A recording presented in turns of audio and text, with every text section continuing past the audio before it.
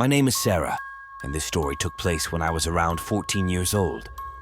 I've always been fascinated by witchcraft, but I never thought I'd actually get to practice it.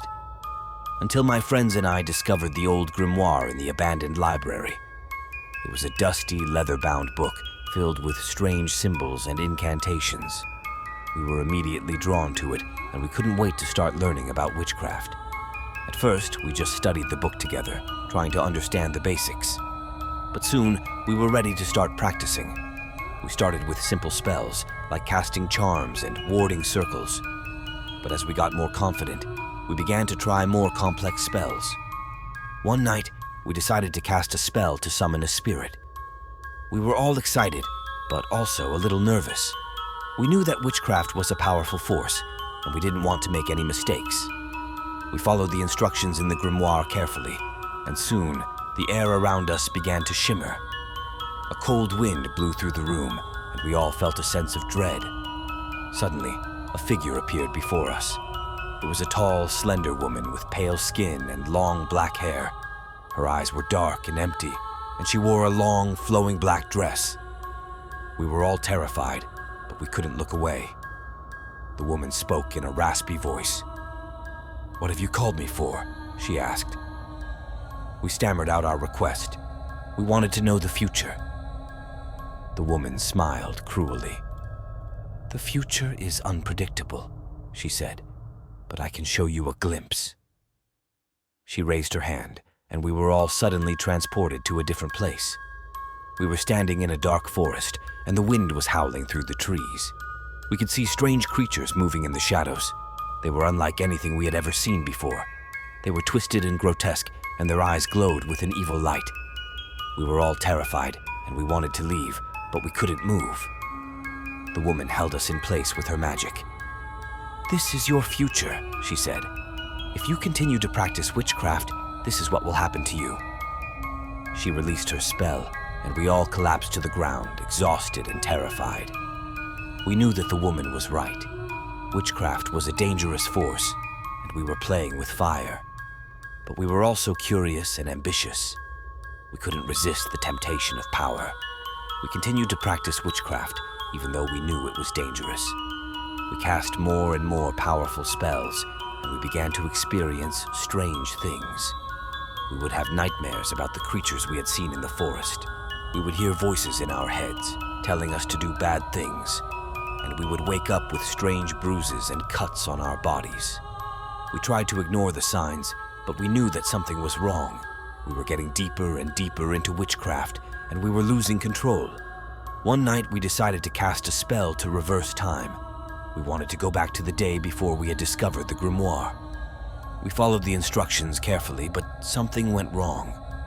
The spell backfired, and we were all trapped in the forest with the creatures we had seen in our visions. The creatures attacked us, and we all fought for our lives. But they were too strong, and one by one, we were killed. I was the last one standing. I fought bravely, but I knew that I couldn't defeat the creatures on my own.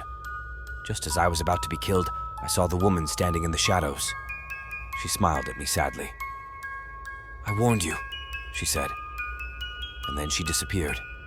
I was the only one who survived, but I was changed forever.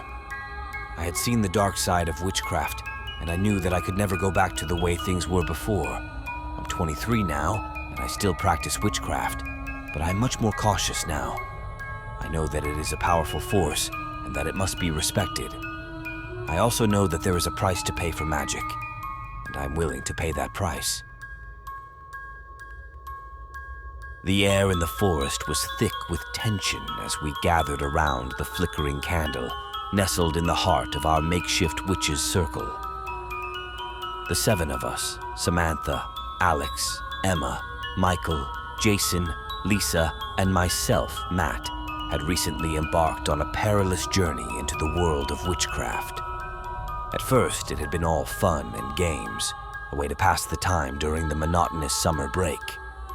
But now we were in deeper than any of us had ever anticipated. It all began with Samantha, the wild spirit of our group. She had stumbled upon a dusty old book of spells in her grandmother's attic, and we were drawn to the secrets within like moths to a flame. At first, our gatherings were simple affairs. with incantations that felt like nothing more than child's play. But as the weeks passed, the spells we experimented with became increasingly powerful, and our naive curiosity began to give way to something darker. One fateful evening, Samantha suggested we try a ritual to summon a spirit. The air grew colder, and the forest around us seemed to come alive with sinister whispers. We all knew that we were playing with forces we didn't fully understand, but the excitement of the unknown was irresistible. We formed the circle, lit the candles, and chanted the words written in that ancient book. The ground beneath us trembled, and the trees swayed as a shadowy figure emerged from the darkness. It was unlike anything we had ever seen, a grotesque being with eyes that seemed to pierce into our souls. It hissed and cackled, and we were frozen in fear. "What do you want?" Samantha stammered, her voice trembling. The creature spoke in a guttural voice, its words like shards of glass. "You have awakened me from my slumber. Now, you must pay the price." With that, the spirit vanished, leaving us bewildered and terrified. We tried to dismiss it as a trick of our imagination, but soon, strange things began happening. Jason started experiencing nightmares, vivid and horrifying, that left him with dark circles under his eyes. Emma's reflection in the mirror started showing a sinister smile that she couldn't control, and Lisa claimed that a malevolent presence was following her, always lurking in the shadows. Desperation and fear set in as we realized that we had summoned something beyond our control. We turned to the ancient book for answers, trying to find a way to banish the spirit. But it seemed to revel in our struggles, tormenting us in ways we couldn't even begin to understand. Our lives began to unravel, and our friendships strained as paranoia and mistrust consumed us. No matter how long we continued our frantic search for a solution, each attempt to break the curse only seemed to intensify the malevolent force's grip on us. We were trapped in a nightmare, a relentless descent into darkness. The forest that had once been our refuge became a haunting labyrinth, its trees closing in around us like sinister sentinels. In the end, it was Samantha who paid the highest price for our reckless dabbling in the occult. She became a vessel for the malevolent spirit, her body twisted and contorted as the entity took hold of her. We had no choice but to confront our worst fears, to return to the same spot in the forest where it all began, and to confront the evil that had been unleashed.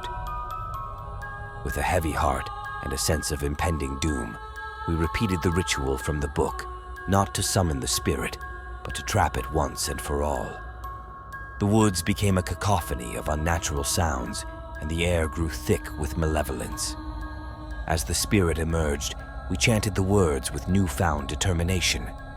The spirit screeched in agony as it was bound to the circle we had created. We left the forest, our hearts heavy with the knowledge of the darkness that lurked just beyond our reality. Our lives would never be the same. The scars, both physical and emotional, would serve as a constant reminder of the horrors we had unleashed. We had ventured into the world of witchcraft, thinking it was all fun and games.